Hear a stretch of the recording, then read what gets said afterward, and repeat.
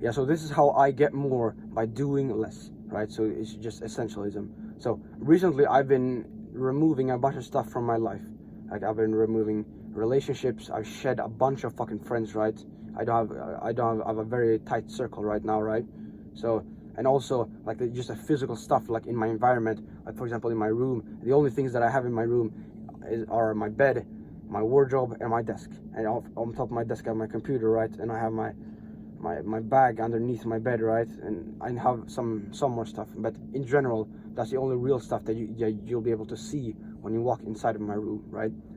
And then like in other areas, like for work, the only thing I do when it comes to this YouTube stuff is that I script videos and I record videos. That's it. I do nothing else. And of course I learn, I study books and I study podcasts on YouTube, but that's kind of separate, right? And I don't do a lot of stuff.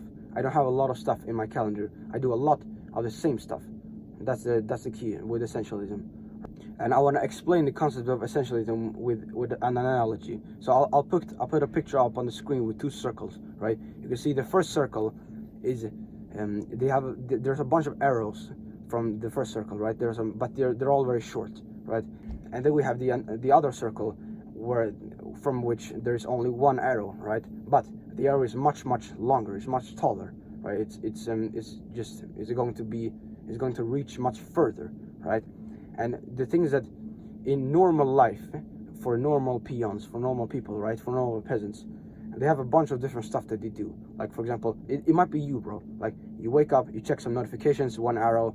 You check some fucking other bullshit, one arrow. You reply to some idiot you don't even care about, who was your friend but you know he's not good for you, right? Another arrow. You have the sport that you know you should quit, but you just haven't taken any action. You're watching you're consuming a bunch of content on a regular basis that's not helping you in any way. You have this project in school, you have this fucking chick in school, you have these other guys in school that you're thinking about, and you're dealing with all this stuff, and you're scattering your attention all over the fucking place. Instead of just directing it towards one thing, which is going to yield exponential return, right?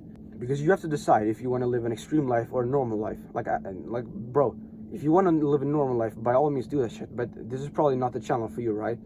But if you want to live a more extreme life and you actually want to become the greatest, then like you're gonna have to sacrifice stuff. Like you're not gonna be able to do stuff like, bro, Mike Tyson, he was in the boxing gym for 8 hours a day every single day since he was like 13 until he retired. Why? Because that was what was fucking required for him to become the greatest boxer of all time. Because you can only be like the greatest at like a few things, right? You can only be great at a few things. It just requires a fuck ton of time and a fuck ton of effort, right? And you're not going to be able to do that if you're scattered. Your attention is scattered, your energy is scattered, your time is scattered, and all that bullshit. So it's up to you to decide if you want to live a more normal life of the circle to like with a bunch of arrows from it, or you want to live a more extreme life, but you become the greatest at your craft, which you can see in the other circle, right? Because you make a fuck ton more progress.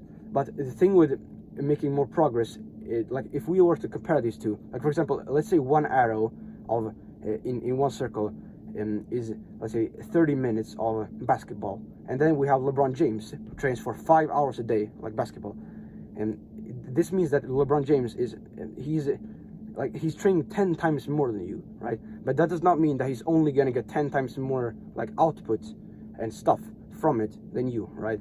Because LeBron James, he's going to get all the fame, all the clout, all the money, and like because the economy right now has shifted a fuck ton towards like winner takes all, right? Like, bro, do you know who the second fastest man alive is? No, you don't. You know who the fastest man alive is? Of course you do. That's Usain Bolt. But the difference between Usain Bolt and the other guy is 0.2 seconds. Now, can you grasp that? 0.2 seconds, right? And Usain Bolt get 1,000,000 times more fame and more money than the other guy. Like, can you comprehend that? Like, bro, like, because the marginal difference of actually putting that much time, like getting all your arrows into one and putting it putting it into one and going to the moon with it, all of that is to just create a marginal difference. But like a marginal means that it's not really that big, it's just a margin, right? But when it comes to the grand scheme of things, you get disproportionate absolute returns. So for example, LeBron James, he might train 10 times more than you, but he might get like fucking 100,000 times more stuff than you do, right? And do you get that shit? So that's why it's so important. If you want to be the greatest, at least that's my analysis of it, right? So if you want to if you want to be the greatest, then you're gonna have to dedicate like a fuck ton of time and attention and energy towards it, and therefore you're not gonna be able to have a bunch of arrows in your life because you're gonna be scattered. So an exercise that I want you to do right now that is probably gonna be like, it's gonna be so fucking immensely valuable for you if you actually just take the time out of your day and do this stuff with me, right? So you grab a piece of paper and a pen. It's like, preferably you want to have it like on a piece of paper, like physically, but if you can't, then it's okay to do it on your computer, right? Or on your phone. And what you do is that you list your top 10 most important goals for the upcoming year. You take, it's important that it is 10, so you grab all of the 10 the things that matter the most to you. You grab all of them, the 10, you fucking list them like that, and you write them down, right? And then what you want to do is that you want to circle the most important ones, which is going to be 1 to maybe 3 goals of yours, right? You're going to circle a maximum of 3 goals, and then you're going to aggressively cross every other goal, right? And or if you're doing it digitally, then you just want to delete all of them, because those are the ones you're going to sacrifice your goals for them, and they are going to distract you from your actual goals, right? And this helped me a fuck ton, right? And it just demonstrates the concept of essentialism really well, I think.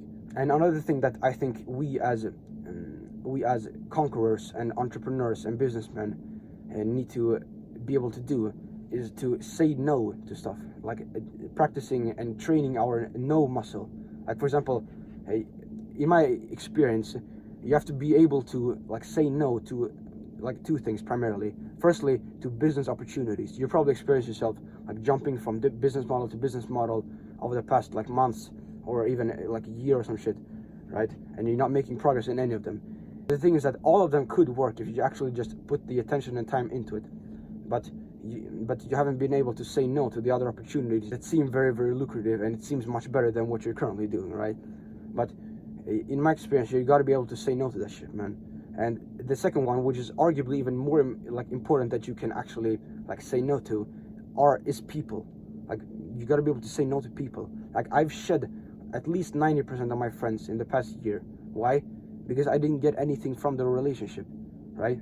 Like my life was better without them in it, right? I got more. I could do more by myself than I could with them being in my life, right? And that's just how it is, right?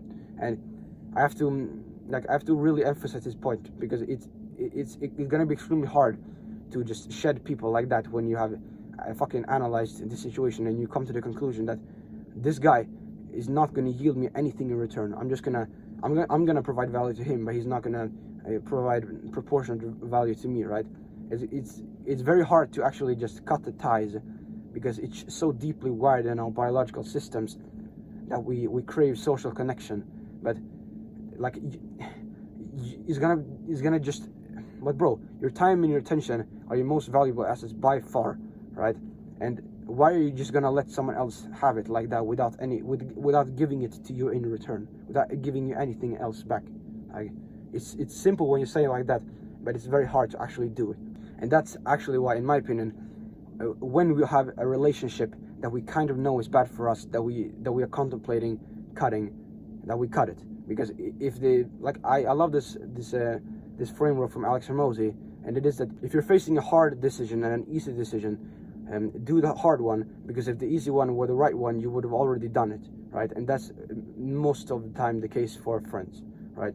So you want to be able to say no to stuff overall, like when it comes to business opportunities and to people, and of course you want to be mindful of the arrows in your circle, and you want to cut them when they cease to provide value and when they are simply distraction, right? That's basically it, man.